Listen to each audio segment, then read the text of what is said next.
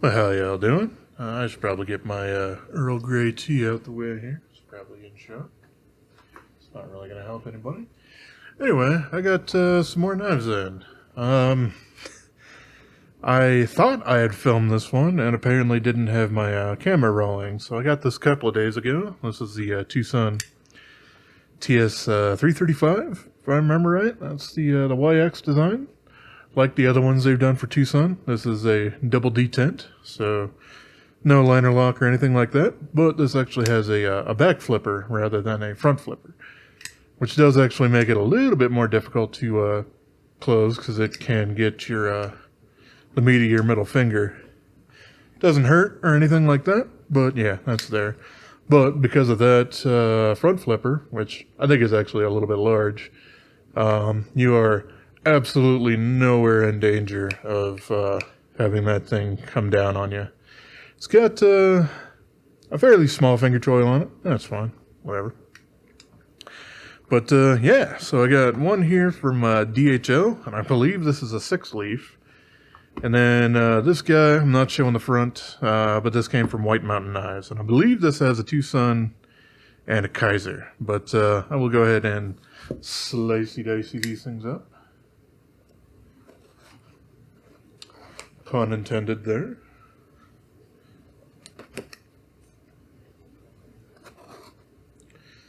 Oops. Alright, yep, we got his usual dissolving packing peanuts, and yep, there is a TwoSun and a Kizer there. Alright, and then we got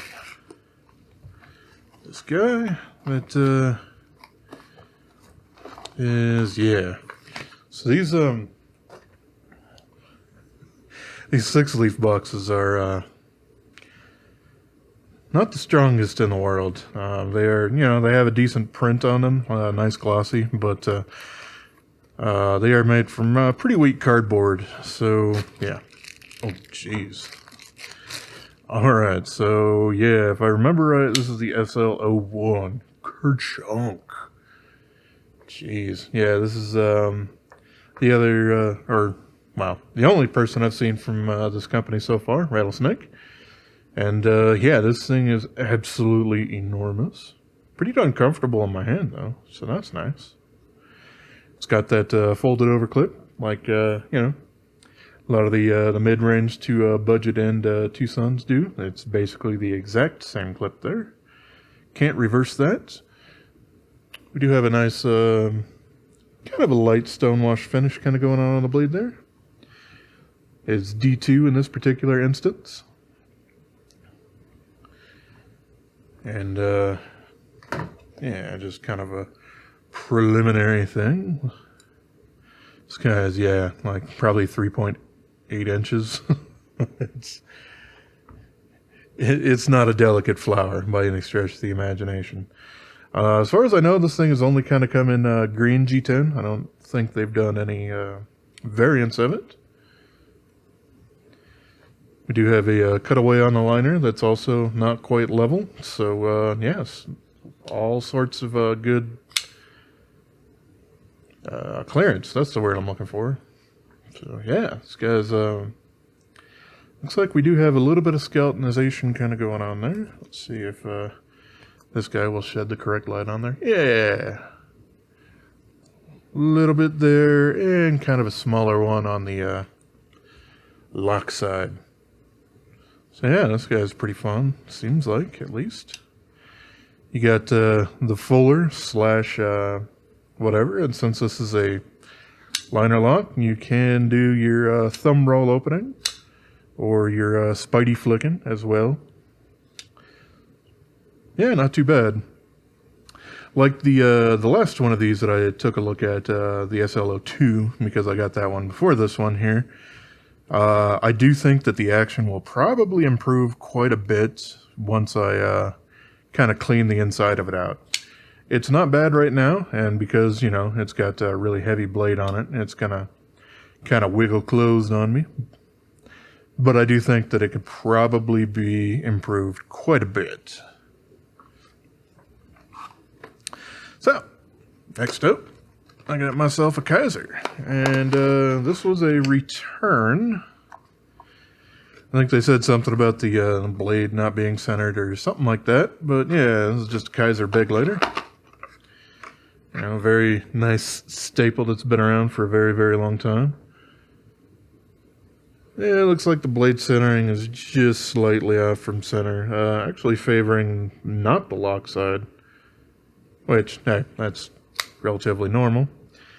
But yeah, this one's stonewash, and it's probably an older one because it's in VG10 rather than N690, which I do believe they've kind of moved over to. You know, nice texture kind of going on there. The thumb studs on these guys, quite nice. They do remind me a bit of Benchmade, where they do have a little bit of flat on top, but they do have those corrugated sort of things going on there. Makes it super, super easy to deploy. Fairly neutral handle. I like that. We don't have a scoop out on the liner, but super easy to disengage regardless. But because of that, it does kind of point up just a little bit more than maybe I would super like. But yeah, I guess that would only really come into effect if you were using this for hard use for quite a long time, forcing through a lot of cuts and everything like that. But yeah, fairly thick blade stock on this guy for what I was kind of assuming with the Begleighters, since I haven't actually had one myself yet. And we do have a plunged end that basically ends basically right before the blade begins. So, you know, for the people who are really sensitive to sharpenings, such as Neve from Jared from Neve's Knives, yeah, that's probably not his favorite cup of tea. But I also know that he does care quite a bit about that because he does a sharpening service. So he does see that a little bit more than, you know, somebody just looking at a knife going, oh, isn't that neat? Oh, I think this feels good. All right, moving on. So, yeah, there you go with that. As with all Kizers, you get the little polishing microfiber cloth. And apparently a little separation cardboard. This is probably what shielded that beforehand, because this was a return. And then you got your instruction booklet.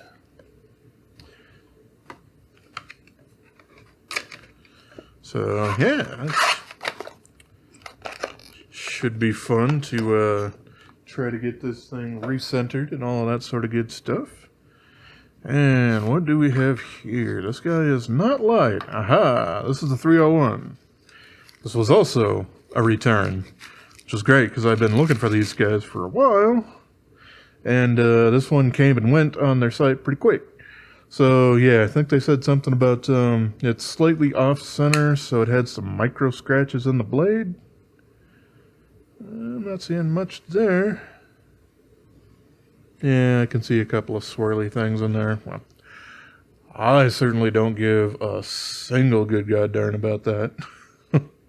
I'm probably going to end up doing a lot more than that myself, just, you know, by using it. But, yeah, I was pretty interested in this. Does look like we, clear everything there. This is another Mozwan that was kind of came out at the same time. We can also see that, well, whether or not the light really wants to show on there. Yeah, we do have a blade stop pin that isn't on a flat, but it's kind of cradled in there, so it shouldn't rock or anything like that. So you really wouldn't be able to force the blade further in through excessive force as well. So that's pretty fantastic there. This guy also, it's got carbon fiber up top, and then we got some micarta for the other part of the handle scales. And this is a little bit different micarta than, say, this is. This looks to be the same micarta. Let's see, I just reorganized all my knives the other day. So let's see if I can't find the one I'm looking for, which is the TS302. Where are you?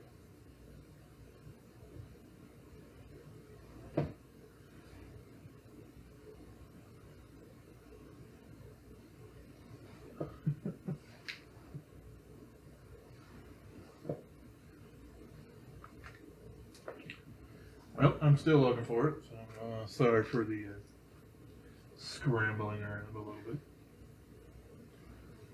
Aha, it was further over. Okay. Yeah, so this looks like it's using kind of the same micarta that they got going on here with the TS202. Same color, same kind of texture and everything. It certainly is a step up from their standard fare micarta.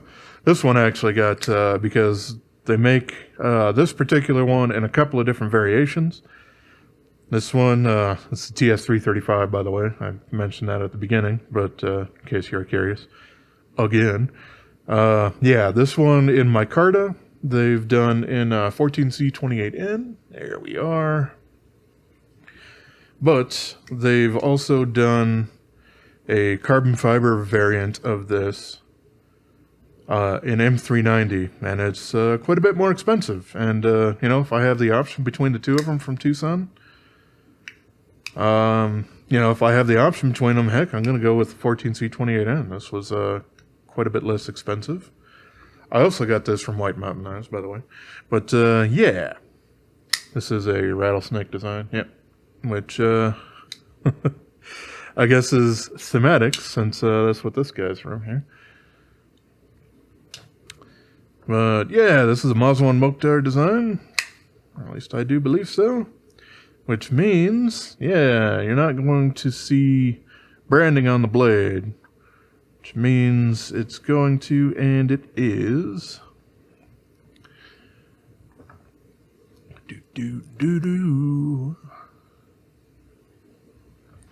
I think I need a brighter flashlight. That should probably work. There you go. Yeah, you can see it on the inside there. We got TwoSun and Mozwan Mokhtar. Okay. Not the clearest thing in the world, but hey, there you go. So yeah, this thing, I'm actually digging it quite a bit. It does have almost a trailing point kind of design here. It's kind of like a trailing clip, but I guess not quite, or fairly close to it with where the spine is there.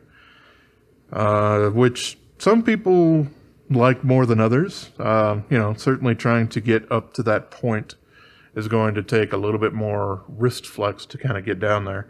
But if you are starting cuts up like that, then you should be super duper good for it. There is just a little tiny bit of cutouts kind of going on here on either side of the liners to make that just a little bit easier to disengage. But the liners, as well as the blade and the frame lock, all kind of come together for a choil right behind the blade. So you're pretty darn close up there and almost feel like you have kind of a blade side choil. But a little bit more safer. Got a lot of nice jimping kind of going on there. I don't know if these thumb studs are... Yeah, it looks like the thumb studs are acting as the stop pin while it's open. We have one while it's closed, right here, but it's not engaging with the blade while it's open. So, yeah, pretty darn interesting overall. These are titanium liners, by the way. That's why you see those two screws there kind of drilled out in the carbon fiber. That's where they have the hardened steel insert kind of going on there. It's interesting that they drilled it out all the way. A lot of other ones that they've done that, they kind of have a pocket on the inside. But, yeah, hopefully this carbon fiber here, since we have a thin little piece of it, probably won't end up having breaking troubles or anything like that. So yeah, at the moment this one's action feels a little gummy, so this one would be definitely one that I would want to take apart and kind of clean up and everything like that. But wow, this thing is super comfortable. The clip on this guy, pretty simple. It's kind of got a ball sort of thing going on there. Some people actually don't like those because they do concentrate a lot of force on a smaller area. I'm kind of in that boat, but it doesn't really bother me. Like, it's not a make or break for a knife. But I do kind of prefer a little bit of a flatter landing area, just to be a little bit more easier to my leg wear, if you will. But yeah, we got internal relief sort of going on there, so it's always neat. I mean, this is a liner lock, so, you know, the part that I generally kind of bring up isn't super relevant for it, of kind of breaking the overall aesthetic for a frame lock. But yeah, this one does have a little bit of a gap here because of the liners with the both the micarta and the carbon fiber there, which are seamless between the two of them, basically everywhere. I don't really have any problems with any of that. That's pretty similar to it's the Jelly Jerry. What are the 219? Let me see. I could probably find this thing real quick. Yep, it's pretty darn close to it. But yeah, same kind of thing here. When we got the carbon fiber that does have that gap there. This is a liner lock or a frame lock instead. But yeah, same kind of thing there. This one does have that steel insert, but the screws just have a hole rather than a full drill out for it. Alright. Well, yeah. That's super fun. You know, something kind of crazy with White Mountain knives, if you do find something that you are interested in that's that has kind of been returned, regardless of whether or not there was an issue with it, a lot of times he will consider them to be open box, and because of that, they are discounted. However, discount codes still do apply on top of that. So, this guy actually got for a pretty darn decent price. Most of the time I see it going for over $100. I think I got it for 75 or 80, somewhere right around there. Yeah. So that's pretty cool. We got some nice stone washing. They haven't done it on quite as many as I would like, but TwoSun stone washing that they just kind of started doing last year, they do a darn good job on. I do like the heavily patterned sort of thing rather than a kind of a lighter one. This one's kind of right there in the middle. A little bit more of what I would be able to produce here in my house with rocks and ceramic media and all that sort of stuff. But yeah, I was really excited to see this one actually come back, especially when they say, you know, it was returned because there's micro scratches on the blade. I'm like, well, it's TwoSun and it's 14C28N. I'm used to that being on like virtually all of them just because of, you know, the scratchability of 14C28N, especially with their high satin finish that TwoSun likes to do. Another reason why I do like stone washing a little bit more. Just kind of hides a little bit of that. But yeah, I am super happy with this one. So that's fantastic. The little Kizer Begleighter here should be able to fix up that blade centering a little bit. Probably has to do a little bit with pivot tension and possibly the barrel tension on the back there. So yeah, I suppose if you do want me to try to make a video on seeing me do some work on this guy, I can certainly do that, but I do think I've also kind of covered this in the past with another one. I don't remember exactly which one it was, but, you know, it has happened. So, yeah, there's basically the 4 new knives that I have in. That makes this video probably enormous, and I do apologize for all of that. In fact, I probably will end up splitting this out a little bit more. Didn't realize that quite so many would be flooding all in at once. I did do the edge test on this guy. Once I got him in, I've put my own edge on it since. But I did do an edge test on him, and I got 190 here on my best tester. And yeah, I'm going to go ahead and check the rest of these guys here, because why not? I think that's a good reason. Alright, let's start with the Kizer Baglighter.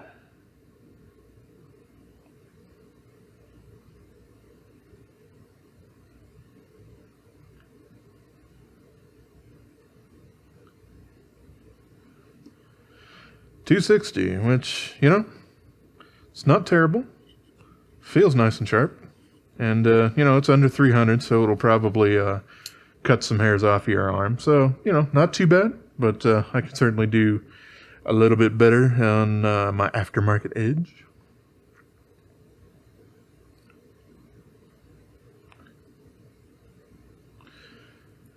I think I've mentioned it before, but there is a finesse to pulling these things through without screwing it up.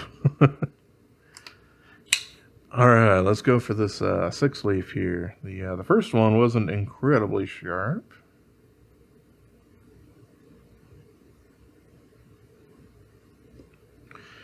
$255.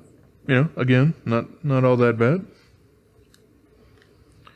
Man, this thing is enormous. Really hugs the hand though. It's a beastly knife. It's not something you could easily conceal or you know, wear with some athletic shorts or anything like that. It's a little bit different than that.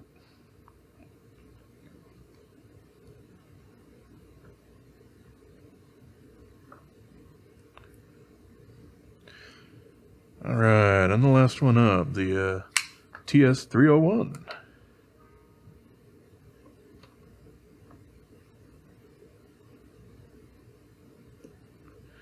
$265, so they're all kind of right around in that same range, which isn't a bad range to be in, but have certainly seen better, at least as far as edges have gone from Kizer and TwoSun. But, you know, it really depends. You know, most of the companies do the final sharpening by hand. Some people are just a little bit better than others. Some people spend a little bit more time than others. So yeah, it does vary a little bit. But yeah, this is a nice, fun stack of knives. So awesome. So yeah, next up, I'm gonna go ahead and take these apart, clean them up, see if I can't get the action a little bit better, and then sharpen them up. And yeah, I did pick up something the other day along with this that I will probably talk about in a little bit. It kind of helps me out with my little sharpening process just a little bit. But yeah, as always, I appreciate y'all for watching, especially if you stuck around for all of this. But as always, I appreciate y'all for watching. Have yourself a wonderful rest of your day, yo. Subscribe.